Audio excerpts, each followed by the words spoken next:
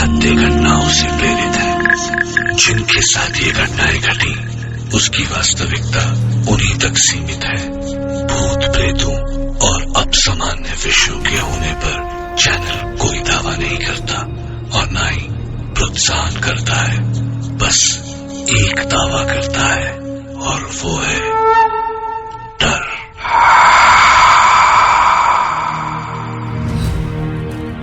कहते हैं कल्पना हकीकत से ज्यादा बड़ी और अद्भुत होती है, लेकिन सच और सपने के बीच का फासला भी बहुत कम होता है। कई बार हमारे साथ घटी घटनाएं हमारे लिए तो हकीकत होती है, पर औरों के लिए कोरी कल्पना। आज हम सुनेंगे मुंबई से अनुज जोशी की कहानी। अनुज जो भूत प्रेतों की बातों पर विश्वास नहीं करते थे। वो रात थी 16 दिसंबर 2007 की। मैं मुंबई पुणे एक्सप्रेसवे पर तकरीबन 100 के ऊपर की स्पीड से मुंबई वापस आ रहा था। बारिश में गाड़ी तेज चलाने का मजा ही कुछ और है। पर मेरी लाइफ में आगे क्या होने वाला था मुझे उसका बिल्कुल भी अंदाजा नहीं था।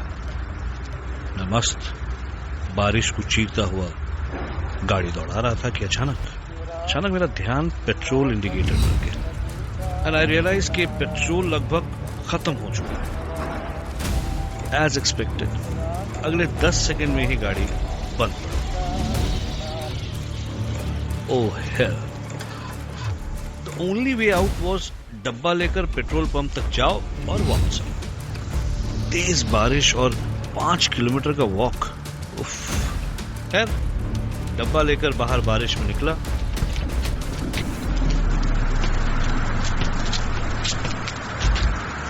भगवान का नाम लिया और चल। तब लगा जैसे भगवान ने मेरी सुनी, क्योंकि 10 कदम ही चला था कि देखा कि पीछे से एक गाड़ी चली।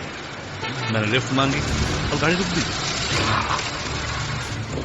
तो मैंने कांच पर नॉक किया होपिंग कि मुझे लिफ्ट मिल जाए, लेकिन जब कांच नीचे हुआ पता नहीं क्यों एक अजीब सा डर लगा।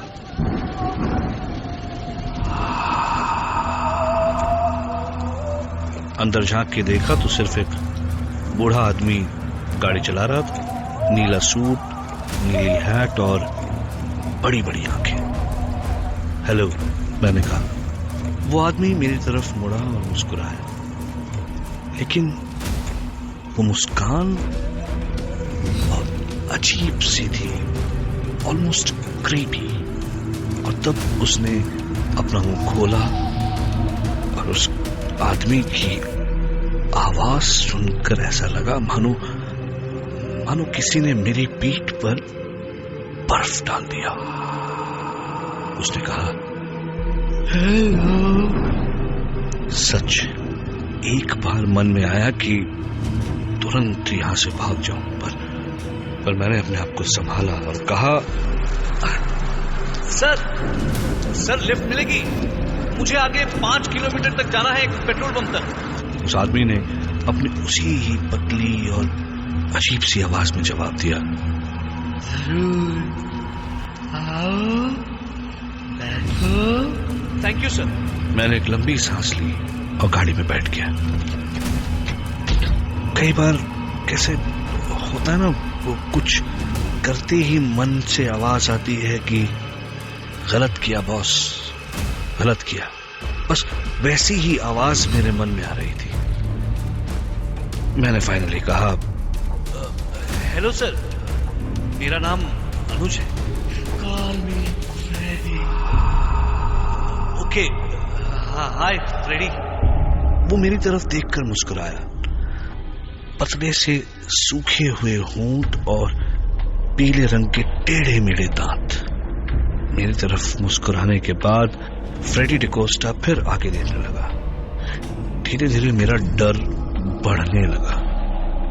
फाइनली बातचीत करने के इंटेंशन से मेरे मन में जो आया मैंने कह दिया, आप बहुत खुश लग रहे हैं मिस्टर फ्रेडी। ओह यस, मैं बहुत खुश हूँ। मैं कल सुबह अपने एक दोस्त से 4 साल के बाद मिलूंगा। अच्छा, देखो, ये है उसकी तस्वीर। और उसने मुझे एक आदमी की तस्वीर दिखाई। मोटा सा आदमी, उम्र लगभग 50। ओह, तो इसलिए फ्रेडी मुस्कुरा रहे थे। मेरी जान में जान आई। थोड़ा गिल्टी भी फील हुआ, लेकिन इससे पहले मैं कुछ कहता, सामने पेट्रोल पंप आ गया। मैंने फाइनली फ्रेडी से कहा, एक बार फिर से thank you sir. Oh sorry Freddy. That is all right. अगर तुम्हें कभी भी मुझसे बात करनी हो तो you can call me. और मेरे हाँ या ना कहने से पहले ही उसने अपनी जेब से कुछ कागजों का बंडल निकाला। काफी पुराने कागज थे वो, और उनमें से उसने एक कागज का कोना फाड़ा और उसमें लिखा फ्रेडी डिकोस्टा और अपना टेलीफोन नंबर और बैंड्रा वेस्ट का अपना एड्रेस। मुझे कागज दे दिया। मैं जैसे ही उतरा, उसने अपनी उसी डरावनी आवाज में कहा, फिर मिलेंगे।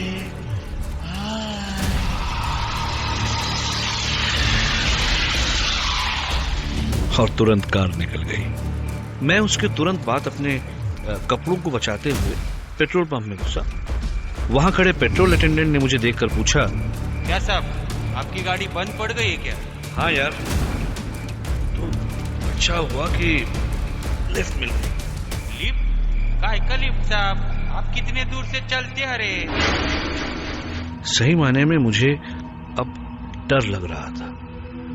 भाई, मैं पेट्रोल पंप के सामने एक गाड़ी से उतरता हूं और पेट्रोल पंप के अटेंडेंट को दिखाई नहीं देता। ये बात बहुत अजीब थी। मैं जैसे तैसे अपनी गाड़ी तक पहुंचा और गाड़ी चलाते हुए फाइनली घर आ गया। अगले दिन सुबह उठकर ऐसे लगा मानो कि सब कुछ सपना था। लेकिन मॉर्निंग न्यूज में कुछ देखा तो सब कुछ याद आ गया। एक प्लेन क्रैश की न्यूज टीवी पर आ रही थी। मरने वालों की फोटोग्राफ्स दिखाई जा रही थी और उसमें से एक मरने वाली की तस्वीर थी। मैं तुरंत पहचान गया उसे। मुझे बहुत बुरा लगा। अरे, ये आदमी तो वही है जिससे फ्रेडी डिकोस्टा 4 साल बाद मिलने वाला था। मैंने तुरंत वो कागज ढूंढा और उस नंबर पर कॉल किया। एक औरत ने फोन उठाया और मैंने कहा कि फ्रेडी डिकोस्टा से बात कर सकता हूँ। तो उस औरत ने गुस्से में कहा, What nonsense? क्या मजाक है ये? और फोन रख दिया। मुझे बड़ा अजीब लगा। मैंने फिर से कॉल लगाया। हेलो, अपनी मालकिन या मालिक को फोन दीजिए। और ये कोई बात करने का तरीका है? सामने से औरत ने मुझसे भी ज्यादा गुस्से में कहा, Do you know, आप मेरे हस्बैंड फ्रेडी डिकोस्टा के बारे में बात कर रहे हैं, जिन्हें मरे 4 साल हो चुके हैं। मुझे अचानक ऐसे लगा जैसे मैं अपनी सीट के अंदर ही धंसता जा रहा हूं। कुछ समझ नहीं आया। गला सूख गया। कल रात जो मुझे मिला, कहीं वो फ्रेडी का? अब सिर्फ एक ही चारा बाकी था कि मैं उसकी बीवी से जाकर मिलूं।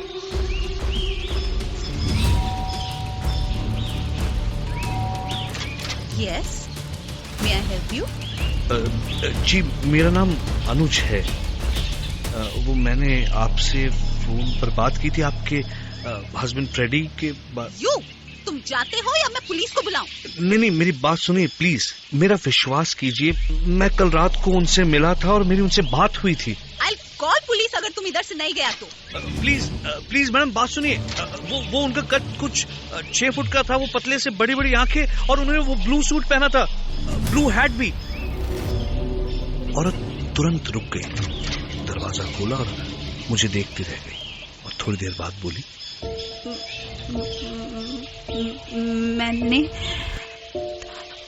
दफनाते हुए यही कपड़े पहनाए थे उन्हें। तब उन्होंने मुझे बताया कि 4 साल पहले आज ही के दिन फ्रेडी डिकोस्टा ने खुदकुशी कर ली थी। यानी आज मरे हुए 4 साल हो चुके थे। पहले रोज सुबह उठकर मेरे को आई लव यू बोला करता, लेकिन एक दिन सुबह आई लव यू के बदले उनके मरने की खबर मिली। 4 साल से तड़प रही हूँ कि मेरा फ्रेडी फिर मेरे को आई लव यू बोलेगा। I was shocked। ये सब क्या हो रहा है? उनकी वाइफ मुझे उनकी कब्र तक ले गई। मुझे बहुत अजीब और बहुत ज्यादा डर लग रहा था। फ्रेडी के बारे में हर बात मिली, लेकिन एक चीज नहीं मिली, उनकी आवाज।